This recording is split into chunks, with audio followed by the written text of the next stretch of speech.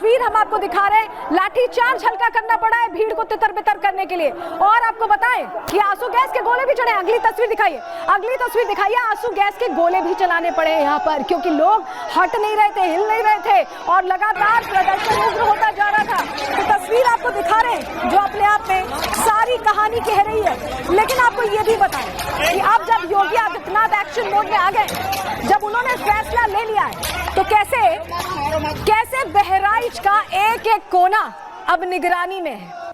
अब हर चीज की मॉनिटरिंग हो रही है। आपको बताते हैं कि कैसे किलेबंदी हो रही है, कैसे मॉनिटरिंग हो रही है। चलिए जल्दी से आपके सामने अब जानकारी रख रहे हैं, क्योंकि हिंसा के बाद सुरक्षा कड़ी कर दी गई है। हर चीज पर ध्यान है, हर चीज पर पैनी निगाहें हैं। हिंसाग्रस्त जो इलाके हैं वहां भारी फोर्सेस की तैनाती की गई है। अभी हमने आपको तस्वीर भी दिखाई। आसपास के जिलों से फोर्सेस को बुला लिया गया, अतिरिक्त फोर्सेस को बुलाया गया है। पीएसी की 6 कंपनियां यहां हालात को देखते हुए तैनात की गई हैं। अगले आदेश तक इंटरनेट सर्विसेज भी बंद की गई हैं, जिससे ऐसी भीड़ इकट्ठा ना हो, कोई ग्रुप मैसेजिंग ऐसी ना हो। और बहराइच में एलआईयू की भी कई टीमें लगा दी गई हैं, यानी हर तरह से इंटेलिजेंस यूनिट की टीमें लगाई हुई हैं, पीएसी तैनात की गई हैं। इसके अलावा पुलिस ने इस मामले में एफआईआर भी दर्ज कर ली है, जिस तरह से घटना यहां हुई, जिस तरह से एक शख्स को मौत के घाट उतारा गया। लेकिन आपको बताएं, योगी आदित्यनाथ एक्शन मोड में, हम क्यों ऐसा कह रहे हैं जरा आपको बताते हैं। कैसे पूरा पुलिस महकमा, पूरी फौज अधिकारियों की उतार दी है। देखिए आपको बताएं, इस समय मोनिका रानी जो डीएम है बहराइच के, वो हर हालात पर नजर बरते हुए हैं। इसके अलावा आपको बताएं, वृंदा शुक्ला एसपी है बहराइच की, वो लगातार पूरे इलाके में खुद हेलमेट पहने घूम रही हैं। आपने तस्वीर भी देखी होगी। वहीं पवित्र मोहन त्रिपाठी बहराइच के एएसपी हैं, उन्होंने निगरानी रखी हुई है, उन्होंने पैनी निगाहें रखी हुई हैं। KS Pratap Kumar ADG zone है गोरखपुर के, उन्हें वहां से बुलाया गया है। इसके अलावा अमरेंद्र प्रताप सिंह आईजी रेंज देवी पाटन मंडल से, वो भी यहाँ पर इस समय है, क्योंकि योगी आदित्यनाथ ने ये प्रिसाइजली कह दिया है, बता दिया है कि कहीं कोई गलती नहीं होनी चाहिए। चलिए तस्वीर आपको दिखा रहे हैं। तस्वीर देखिए, ये आप फ्लैग मार्च देख रहे हैं। ये फ्लैग मार्च इसलिए किया जा रहा है जिससे कि हालातों पर पूरी नजर रहे और जो तनावपूर्ण स्थिति है उसमें गलती की गुंजाइश अब नहीं है। योगी आदित्यनाथ ने ये कह दिया है, गलती की गुंजाइश नहीं है, और यही वजह है कि फ्लैग मार्च भी किया जा रहा है। तस्वीर आपको दिखा रहे हैं, अगली तस्वीर दिखाते हैं। ये देखिए, ये तस्वीर जो आप देख रहे हैं, ये पूरे रोड से फ्लैग मार्च करके सीधा मैसेज है, सीधा संदेश है कि अब कोई गलती नहीं होनी चाहिए। जी हाँ, तो तस्वीर हमने आपको दिखा दी, बता दिया कि किस तरह से पुलिस की डिप्लॉयमेंट और पुख्ता और मजबूत कर दी गई है। लेकिन चलिए अब आपको जरा बैकग्राउंड स्टोरी भी दे देते हैं। ये तो हमने आज दिन भर क्या हलचल रही, क्या हालात हैं, किस तरह का माहौल है, कैसे हिंसा से हाहाकार मचा हुआ है, ये हमने आपको बताया। लेकिन चलिए आप पूरे दिन भर का अपडेट भी आपको दे देते हैं। आपको बता देते हैं कि कल हुआ क्या था, बैकग्राउंड स्टोरी क्या है। दरअसल कल जो है दुर्गा प्रतिमा का विसर्जन हो रहा था, उसके लिए यात्रा निकाली गई थी। नवरात्र खत्म हुए, यात्रा निकाली गई विसर्जन के लिए। महसी में डीजे बजाने पर 2 गुटों में विवाद हुआ। अब आप सोच रहे होंगे डीजे ही तो बजा रहे थे, इतना बड़ा विवाद कैसे होगा। लेकिन इस विवाद ने बड़ा रूप इसलिए ले लिया क्योंकि विवाद बढ़ने पर मुस्लिम गुट ने यहाँ पर भीड़ इकट्ठा कर ली। मस्जिद के पास विसर्जन यात्रा जैसे ही पहुंची, पथराव शुरू हो गया। मस्जिद के पास पहुंचते ही मुस्लिम पक्ष की तरफ से फायरिंग भी कर दी गई। सिर्फ पथराव तक सीमित नहीं रहा, गोलियां चल गई। फायरिंग में एक शख्स की मौत हो गई, 2 लोग घायल हुए हैं। हिंदू युवक की हत्या के बाद मामला और खराब हो गया, क्योंकि आप सोचिए पथराव तक सीमित रहता तो शायद हालात तुरंत नियंत्रण में आ जाते। लेकिन मौत के घाट उतार दिया गया एक शख्स को घटना वाली जगह पर। उसके बाद गुस्से में लोगों ने तोड़फोड़ और आगजनी की है। पुलिस टीम ने मौके पर पहुंचकर हालात को संभाला, लेकिन करीब 25 से 30 उपद्रवियों को हिरासत में लिया गया।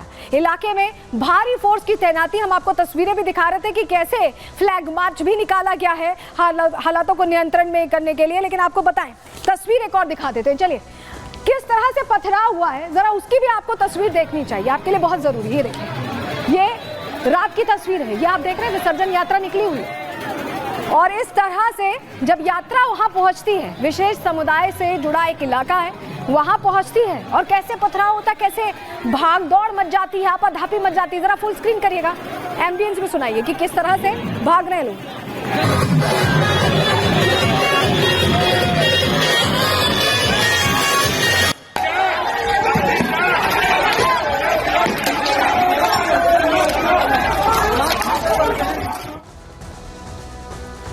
तो ये जो जो हिंसा भड़क रही है ये ऐसा लग रहा है कि एक पूरा मॉड्यूल है जो बार बार फॉलो किया जा रहा है। मैं बार बार क्यों कह रही हूँ कि ये प्रैक्टिस है, क्योंकि दंगा भड़काने की साजिश थी और वैसा होता दिखाई भी दिया। रिपोर्ट आपको दिखा रहे हैं।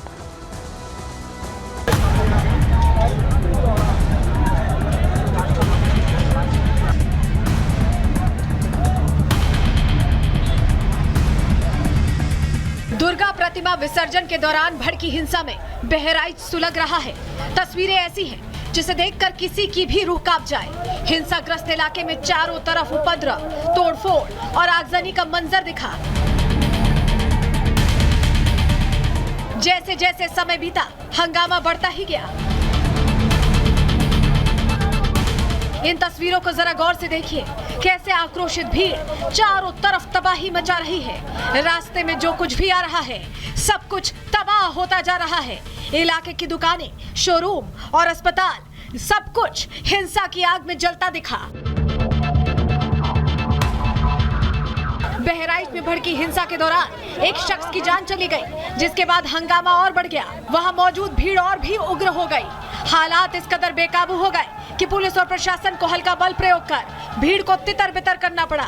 इलाके में फोर्स की तैनाती बढ़ानी पड़ी। मैम क्या सिचुएशन है फिलहाल? अभी कंट्रोल हो रही है, कर रहे हैं, कंट्रोल हो रही है। दुर्गा प्रतिमा विसर्जन के दौरान भड़की हिंसा की आग में पूरा बहराइच जल रहा था और उसका धुआं लखनऊ में घुटन पैदा कर रहा था। यही वजह है कि सीएम योगी ने बड़े अधिकारियों के साथ एक हाई लेवल बैठक कर सख्त कार्रवाई के निर्देश दिए। योगी के आदेश के बाद बहराइच में ऑफिसर्स ने डेरा डाला और ताबड़तोड़ कार्रवाई शुरू की गई। Bureau report, Republic Bharat.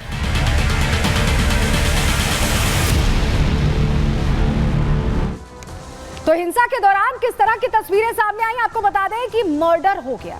आप सोचिए कि डीजे की आवाज ऊंची हो, कोई यात्रा गुजर रही हो, कुछ झड़प होती है, कुछ बातचीत होती है, समझ में आता है, लेकिन आप किसी को मौत के घाट उतार दें, ये किसी की समझ में नहीं आएगा। और यही वजह है कि हंगामा इसी को लेकर हुआ है। चलिए आपको सामने जानकारी रख रहे हैं। तो बताएं आपको कि बहराइच में एक शख्स की हत्या कर दी गई। 22 साल का, महज 22 साल का लड़का था जिसकी हत्या कर दी गई। राम गोपाल मिश्रा के तौर पर उसकी पहचान हुई और ऐसे ही घर के अंदर, बाहर तो हिंसा चल रही थी, ऐसे ही घर के अंदर ले जाकर तड़ातड़ गोलियां मार दी गई, उसको पीटा गया और मौत के घाट उतार दिया गया। बाहर यात्रा जब जा रही है और उस दौरान हिंसा हो रही है और उसके बाद ये किया गया है। ये जो आप देख रहे हैं ना सीन क्रिएट, ऐसा ही हुआ है क्योंकि एक घर में ले जाकर बुरी तरह से पीटा गया है और मुस्लिम समुदाय के लोग उसे उठा के ले गए क्योंकि वहां पर विरोध हो रहा था। इसलिए राम गोपाल के शरीर पर चोट के 15 निशान हैं। किस बुरी तरह पीटा गया होगा आप जरा सोचिए, अंदाजा लगाइए। बाहर हो हल्ला हो रहा था, कोई समझ नहीं पाया कि अंदर किसी को मार दे रहे हैं, मौत के घाट उतार दे रहे हैं।